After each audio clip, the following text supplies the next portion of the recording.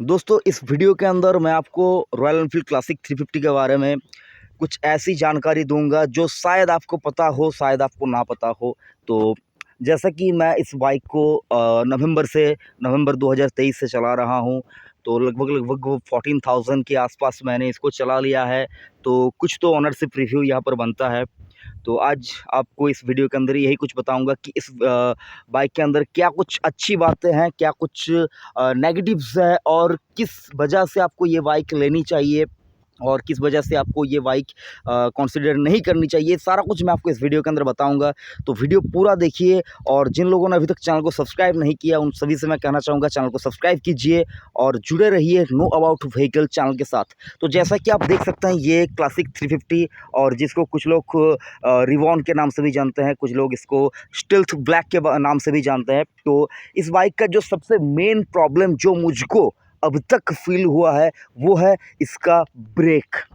जी हाँ दोस्तों, वो है इसका रेयर ब्रेक। अगर आप इस ब्रेक लीवर को अगर आप देखेंगे तो आपको देखने को मिलेगा कि जब आप इसको प्रेस करेंगे तो ये कुछ कुछ प्रेस होकर रह जा रहा है, यहाँ पर प्रेस होकर रह जा रहा है। मतलब अगर आप देखेंगे तो इसको प्रेस करने के लिए आपको नीचे से पुश करके आपको ऐसे इसको दबाना पड़ रहा है। लेकिन बाकी ज़्यादातर गाड़ियों में क्या होता है कि आप यहाँ से ही इसको दबा सकते हैं, लेकिन यहाँ से अगर आप दबाएंगे तो ये नहीं जाएगा। आपको इसको थोड़ा सा प्रेस करके आगे की तरफ यहाँ पर धकेलना होगा, उसके बाद आपको ये प्रेस होता है। तो ये सबसे बड़ा जो दिक्कत मुझे लगा। मैं नहीं जानता हूँ कि ये मेरी बाइक के अंदर ही स्पेशली है या फिर ये सारे इस मॉडल की सारी गाड़ियों के अंदर है। तो ये मुझे दिक्कत लगा। और उसके बाद जो दूसरा प्रॉब्लम मुझको यहाँ पर लगा सर, वो है यहाँ पर अगर आप देखेंगे ये जो क्लच लीवर है, ये क्लच लीवर हमेशा यहाँ पर हिलता रहता है। अगर आप ब्रेक की तरफ देखेंगे तो ब्रेक नहीं हिलता है, लेकिन ये क्लच लीवर हमेशा यहाँ पर आपको हिलता रहेगा, और इससे एक आवाज़ आएगी जो आवाज़ आपको लगेगा कि बाइक के अंदर क्या कुछ हो रहा है, कुछ दिक्कत तो नहीं है। ये दूसरी बात है। और जो तीसरी बात है, यहाँ पर अभी के टाइम में मैं आपको यहाँ पर चाबी ऑन करके भी दिखा रहा हूँ। अगर आप देखेंगे अभी यहाँ पर अगर आप देखेंगे अभी यहाँ पर ऑन सारा कुछ हो रहा है, सब कुछ ठीक ठाक ही है, यहाँ पर सब कुछ ऑन हो गया। अगर आप देखेंगे यहाँ पर थोड़ा सा भी अगर बारिश होता है या फिर कुछ भी पानी वगैरह ऊपर से गिरता है तो यहाँ पर आपको देखने को मिलेगा कि यहाँ पर थोड़ा बहुत फॉग तरह का यहाँ पर ये आ जाता है, और ये पूरा जो पैनल है, ये पैनल के आसपास आपको फॉग तरह का कुछ यहाँ पर दिखेगा। और जो तीसरी बात है यहाँ पर अगर आप देखेंगे, अगर आपके टैंकी के अंदर यानी कि पेट्रोल टैंक जो है, अगर वहाँ पर जो ऑयल है, जो फ्यूल है, वो अगर फुल रहता है तो वहाँ पर आपको फुल शो ही करेगा। लेकिन अगर आप गाड़ी को ज़रा सा भी टाइम के लिए अगर आप उसको किसी एक तरफ को हिला कर रखते हैं तो यहाँ पर आपको फुल टैंक शो करेगा।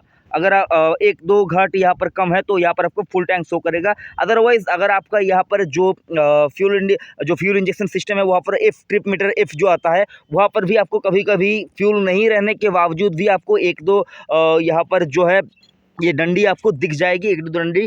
तो ये दिक्कत वाली बात मुझे लगा।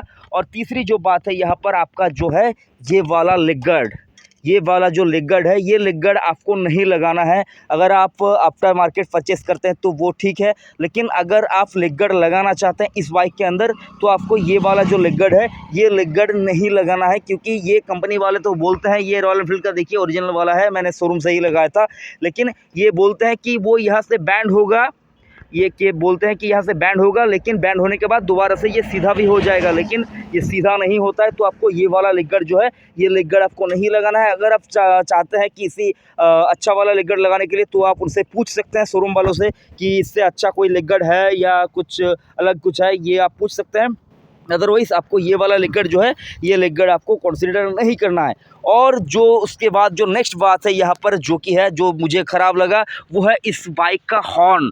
अगर आप देखेंगे, मैं अगर हॉर्न दबाऊंगा तो आपको पता चल जाएगा। आप हॉर्न का साउंड एक बार सुन लीजिए। ये सर इतने 350 सीसी बाइक का अगर आप हॉर्न सुनेंगे तो ये है उसका हॉर्न। तो ये हॉर्न मुझे बिल्कुल भी अच्छा नहीं लगता। और ये हॉर्न जो है, ये आपको बीच बीच में कटता हुआ नज़र आएगा। मतलब आप हॉर्न दे रहे हैं लेकिन जो साउंड आपको चाहिए वो साउंड नहीं मिलेगा, थोड़ा कम मिलेगा। और वापस से गाड़ी अगर गर्म हो जाता है तो वहाँ पर आपको गाड़ी के अंदर हॉर्न जो है वो नॉर्मल वाला सुनाई देगा। और सर जो अगला जो बात है जो मुझे ख़राब लगा वो की है सर, यहाँ पर अगर आप देखेंगे इस बाइक का जो रेगुलेटर है, ये वाला चीज़ आप देख सकते हैं, ये वाला, तो ये है बाइक का रेगुलेटर। तो रेगुलेटर पानी के अंदर हमेशा आता है, उसमें कीचड़ वगैरह सारा कुछ लगता है, तो मुझे नहीं लगता कि ये बात जो रॉयल एनफील्ड वालों ने किया है ये अच्छी बात है। तो यहाँ पर सर कीचड़ वगैरह रखता है, तो जो पावर सप्लाई का बात है वो यहाँ पर थोड़ा बहुत अगर आप देखेंगे तो वो लैग कर सकता है, दिक्कत हो सकता है। तो ये उनको कहीं अलग से फिट करना चाहिए था, मुझे नहीं पता वो कहाँ पर करते, हो सकता है यही एक जगह था जहाँ पर फिट किया जा सकता था, लेकिन ये जगह मुझको अच्छा नहीं लगा, तो ये एक दिक्कत वाली बात है। और आपको एक बात दिखा रहा हूँ, यहाँ पर अगर आप देखेंगे कि जो स्टैंड के अंदर, स्टैंड के पास अगर आप देखेंगे ये वाला जो पार्ट है, ये वाला पार्ट आप देख सकते हैं या नहीं पता नहीं, यहाँ पर, तो यहाँ पर जो सेंसर लगा हुआ है कि स्टैंड जब आप देंगे, सिंगल स्टैंड के अंदर जब आप गाड़ी को खड़ी करेंगे तो आपका जो पावर सप्लाई है गाड़ी का वो कट जाएगा, ये सेंसर दिया हुआ है, स्टार्ट बंद हो जाएगा। लेकिन इसका अगर आप देखेंगे इसमें भी दिक्कत आता है, कभी कभी मेरा ऐसा होता है कि मैंने सिंगल स्टैंड पे गाड़ी रख दी है लेकिन गाड़ी स्टार्ट हो जाता है विदाउट न्यूट्रल गियर में गाड़ी है, सिंगल स्टैंड दिया हुआ है, तब भी गाड़ी कभी कभी स्टार्ट हो जाती है, ये मुझको फेस हुआ है। तो यही कुछ है। बाकी वो चेन जो है, वो चेन तो सर आपको ल्यूब करवाते रहना है, क्योंकि सर ये हैवी गाड़ी है, तो यहाँ पर आपको चेन ल्यूब करवाते रहना है, अदरवाइज़ आपका क्या होगा, यहाँ पर चेन सूख जाएगा और उसके चलते आपको मोटा खर्चा आ जाएगा। और कुछ जो अच्छी बात है इस गाड़ी के बारे में तो वो भी मैं आपको बता रहा हूँ।